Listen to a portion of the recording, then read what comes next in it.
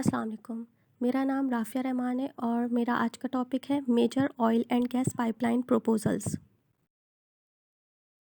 سب سے پہلے اگر ہم بات کریں اس کے بیک گراؤنڈ کی تو سینٹرل ایشیا ایک ایسا ریجن ہے جو ہمیشہ سے اپنے قدرتی وسائل کی وجہ سے بیرونی مفادات کا مرکز رہا ہے۔ سینٹرل ایشیا میں پائے جانے والے تیل اور گیس کے ذخائر کو ورلڈ وار 2 کے بعد دریافت کر لیا گیا تھا، لیکن 1970 تک اس پر کوئی کام نہیں کیا گیا تھا کیونکہ سینٹرل ایشین کنٹریز اس وقت سوویت یونین کا حصہ تھے، اس لیے کسی بھی فورن کمپنیز کو یہاں کام کرنے کی اجازت بھی نہیں تھی۔ لیکن 1991 میں سوویت یونین کے ٹوٹنے کے بعد سینٹرل ایشین کنٹریز کو آزادی ملی اور نئی پالیسی بنانے اور دوسرے ممالک کے ساتھ نئے تعلقات اور معاہدوں کا موقع بھی ملا۔ 1990s کے ایرا میں سینٹرل ایشین کنٹریز نے اربوں ڈالر کے گیس پائپ لائن کے معاہدے مکمل کیے اور اس خبر کو پوری دنیا میں نشر بھی کیا گیا۔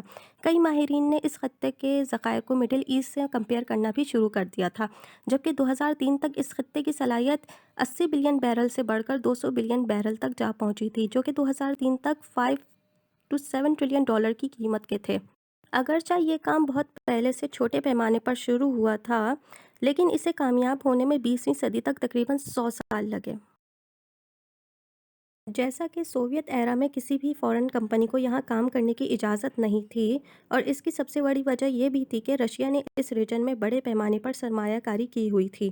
تیل کے سب سے بڑے ذخائر کیسپین سی اور قازقستان میں پائے گئے تھے، جبکہ گیس کے سب سے بڑے ذخائر قازقستان، ترکمنستان اور ازبکستان میں پائے گئے تھے، اور سوویت ایرا میں تیل کی ترسیل کا کام رشیا اور قازقستان کی پائپ لائن سے ہوتا تھا، جبکہ گیس کے لیے ترکمنستان، ازبکستان اور خیوا کے راستے استعمال کیے جاتے تھے۔ سب سے پہلے western oil and gas companies کے ساتھ مذاکرات 1980 میں کیے گئے۔ جب مڈل ایسٹ میں فرسٹ گلف وار شروع ہوئی تو بحران سے بچنے کے لیے بین الاقوامی ماہرین نے سینٹرل ایشیا کا رخ کیا، اور اس نے سینٹرل ایشیا کے خطے اور اس کے ذخائر کو کافی اہمیت دی، اور 1990s میں تیل اور گیس پائپ لائن کے کئی منصوبوں پر تبادلہ خیال کیا گیا۔ ٹرانس نیشنل کارپوریشنز کے ذریعے کئی پروگرامز کو متعارف کروایا گیا، جس میں رشیا کے ذریعے ویسٹرن یورپ کو تیل اور گیس کی ترسیل کا کام شروع کیا گیا، جیسا کہ انڈیا اور پاکستان کے ذریعے ترکی، افغانستان اور ایران تک گیس پہنچانا، اور چائنا رشیا کے ذریعے کوریا اور جاپان سائبیریا تک تیل اور گیس کی ترسیل کے منصوبوں پر 2007 تک کام مکمل کرنا تھا۔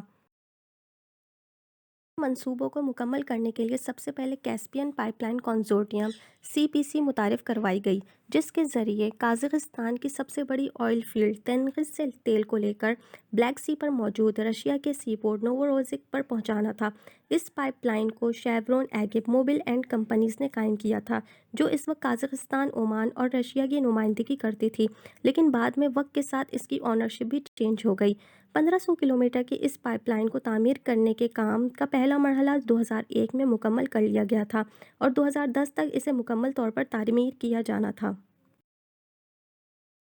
اس کے علاوہ BTC Baku Tbilisi Ceyhan pipeline, اس منصوبے کے تحت رشیا سے ہوتے ہوئے تیل کی ترسیل ترکی اور پھر یورپین مارکیٹ تک ہونی تھی، اور 2005 میں اس منصوبے کو شروع کر دیا گیا تھا۔ اس کے علاوہ BTC کمپنی نے ایک اور ساؤتھ کاکاسس پائپ لائن کو اسٹیبلش کیا، جو کہ قدرتی گیس کو کیسپین سی سے باکو اور تبلیسی کے راستے ترکی کے شہر اور پھر وہاں سے یورپین مارکیٹ تک پہنچاتی تھی، اور اس پائپ لائن کے منصوبے کو بھی 2006 میں مکمل کر لیا گیا تھا۔ نیکسٹ ہے KCOP Kazakhstan China oil pipeline. اس کے تحت قازقستان سے تیل کی ترسیل کو چائنا تک پہنچانا تھا۔ 3000 کلومیٹر کی اس پائپ لائن کا منصوبہ 3.5 سے 5 بلین ڈالر کا تھا۔ اس پائپ لائن کو کئی حصوں میں تقسیم کیا گیا تھا۔ اس کا پہلا حصہ 2003، دوسرا 2005 اور 2011 تک اسے مکمل طور پر تیار کر لیا گیا تھا۔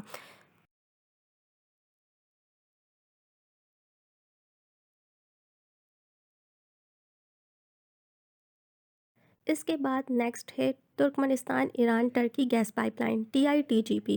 اس منصوبے کا مقصد ترکمنستان کی گیس کو ایران اور ٹرکی کے ذریعے ویسٹرن مارکیٹس تک پہنچانا تھا۔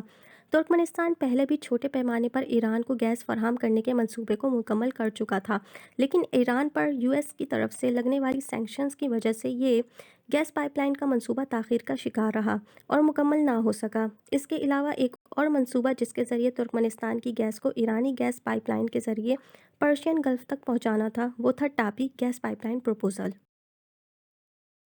Now the last one is Turkmenistan Afghanistan Pakistan India gas pipeline proposal, जिसे टापी भी कहते हैं। इस मंसूबे के तहत तुर्कमेनिस्तान की गैस को इंडिया और पाकिस्तान तक तरसील करना था, बट अनफॉर्चुनेटली इस पर काम मुकम्मल नहीं किया जा सका, जिसकी सबसे बड़ी वजह ईरान पर यूएस की तरफ से लगने वाली इकोनॉमिक सैक्शंस थी और अफ़गानिस्तान में होने वाली जंग और पॉलिटिकल इनस्टेबिलिटी की वजह से इस मंसूबे को बहुत नुकसान पहुंचा और इसे अब तक मुकम्मल नहीं किया जा सका है।